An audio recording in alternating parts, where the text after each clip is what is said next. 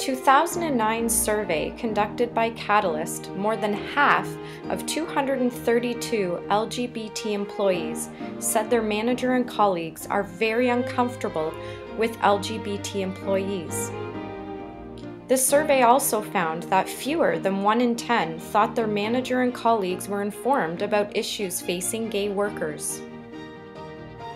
Today, the work environment is far more inclusive than even a decade ago, but many LGBT workers remain fearful about the repercussions of coming out of the closet.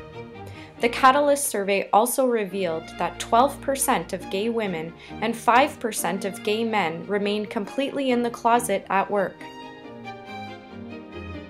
One of the biggest challenges faced by individuals who identify as being transgendered is that they are less likely to present a unified and easily defined gender.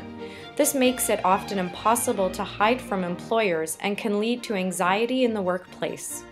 90% of transgendered individuals have experienced harassment or been mistreated at work. 47% have been fired, not hired, or denied a promotion based on their transgender identity. In looking at an overall population in Canada, the National Post commissioned a Forum research poll and found that 5% of Canadians identify as lesbian, gay, bisexual, or transgender. The same percentage is representative of the responses from Ontario.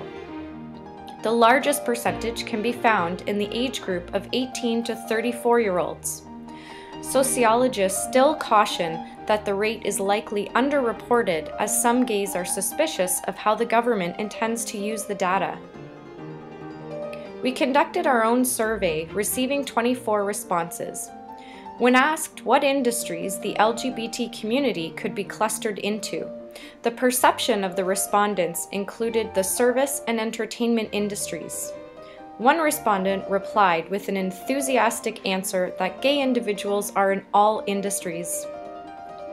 We asked the same survey group for their perceptions of barriers faced by the LGBT community in the workplace, with the highest number of replies for stereotypes, acceptance, and discrimination. Although lesbian, gay, and bisexual clients access counseling at a higher rate than their heterosexual counterparts, proportionally they have higher early termination rates of counseling. Because of this, it is important that we use the following strategies when working with LGBT clients. The narrative approach can be extremely useful, as it allows the client to be an expert in their own life. Many of the resources consulted advise to use an informed, yet not knowing approach. This allows the client to tell you their story without worry of how it may be interpreted through biases and assumptions.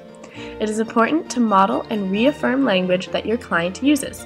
Gender identity and sexual orientation are fluid continuums, not dichotomies. If you're unsure what your client's preferred language is, ask them. By using their language, you are empowering their ability to create and believe in their own identity. With this group, confidentiality is an obvious concern. Ensure that your client is comfortable with and understands your confidentiality agreement. Be ready to discuss how societal pressures and social constructs may affect the way they perceive themselves or the workforce. Often it is important to bring these ideas into the discussion so as the person does not feel like they are responsible for everything. Be prepared to advocate if your client wants or needs services, but also always respect their wishes if they do not wish to be advocated for. Multicultural counseling is also a great tool for working with LGBT clients. The respectful model is a great way to look at all of the different aspects of culture. It is important that you as a counselor have an understanding of all the aspects of your own culture before working with clients, so as you are aware of your own biases and assumptions. It is important to remember that for these clients, their culture is more than just their sexual orientation or gender identity. Be sure to touch on all aspects when discussing culture with your clients. In multicultural counseling, it is important to address culture from the outset. This shows the therapist's desire to understand the client's world and an understanding that there will be things they do not understand. Facilitating discussion around cultural identity is a key factor in developing rapport and instilling hope to hook your client into therapy. In 2006, there was a study done where 3 written vignettes were distributed via an online survey. Respondents provided information around how comfortable they would be discussing a variety of issues with each counselor. In the vignettes, the client's responses were kept the same, but the counselor used a different style each time. Counselor A was culturally aware but direct and upfront. Counselor B was culturally aware but subtle and sensitive. Counselor C was culturally neutral.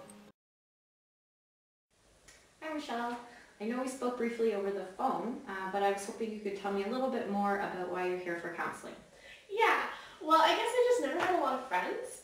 I've always been kind of shy around people, and even growing up, I always felt like I was different.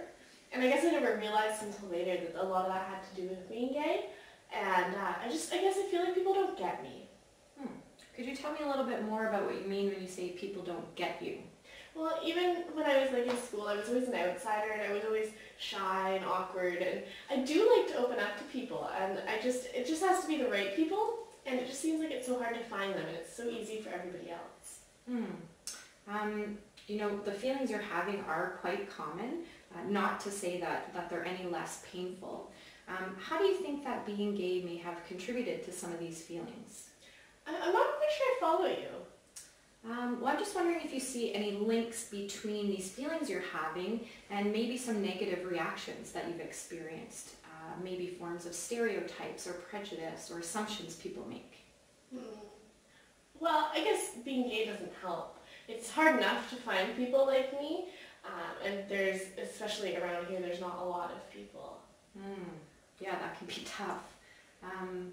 So Michelle, for some people I work with, it matters the differences or similarities that we might have. So I think it is important that I tell you that I'm straight. So it can be challenging or difficult for someone who's gay to have a counselor who's straight. So we do want to bring this up now just to see how you felt the counseling session went and how do you feel about talking about these issues with me? I actually feel okay. I understand that there may be some things that you might not understand about being me, but it still feels good to talk about them anyway. So I think I'd like to go forward with some counseling. Okay, great.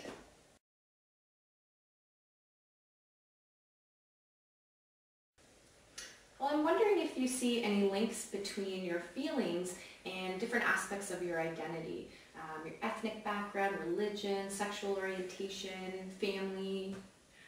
Well, I guess being gay doesn't help. Not only is it tough to find people like me, but there's not many around, especially here. That could be tough. So Michelle, for some people I work with, it matters whether or not we have certain differences or similarities between us. And I recognize that it could be tough to talk with somebody who's different than yourself. So I did want to check in before continuing to see how you felt today's counseling session went and about sharing your feelings about this topic. Actually, I'm feeling okay.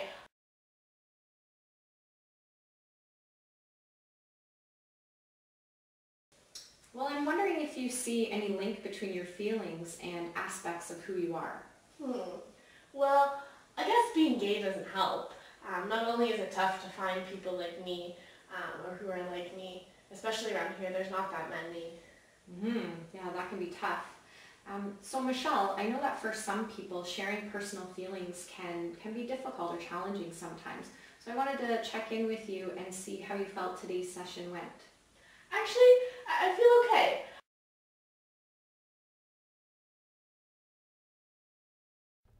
The study's hypothesis was that Counselor B would be seen as most culturally competent. In actuality, Counselors A and B both received high ratings for multicultural competence.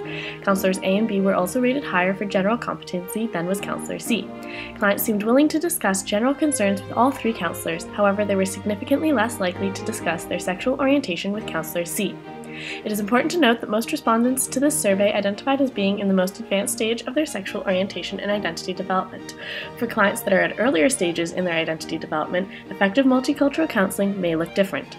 In the survey we administered, most people stated that the key to moving forward was awareness and education. This can consist of sensitivity or diversity training for employers, improved policies around hiring, retention, harassment, and washrooms, education for members of the LGBT community around their rights, and education to allies around their responsibilities.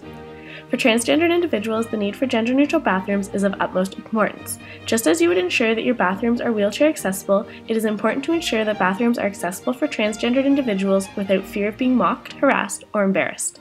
In the workplace, it is also important to use language that is inclusive of everyone. For example, ask about partners or significant others instead of asking about boyfriends, girlfriends, husbands, or wives. Use gender-neutral terms as much as possible, especially in policies. When use of gendered pronouns is necessary, alternate between he and she instead of using just one. Employment resource groups are employee-run groups that meet regularly to share experiences, discuss policies, and meet goals. An employment resource group is a great way to create an inclusive workspace. Employment resource groups are open to everyone, including allies. This is key to their success and can help closeted employees attend without being outed. Employment resource groups have many benefits, including allowing employees to work together to do things such as networking, bring in motivational speakers, suggest changes and improvements for policies, and research and suggest new places to hire LGBT employees, new ways to increase intention, and new LGBT customer pools. Employment resource groups also offer a venue through which to hold the company accountable for their actions and communicate shared experiences. We encourage you to start an employment resource group at your organization. We also encourage you to help and facilitate clients in creating employment resource groups at their own company.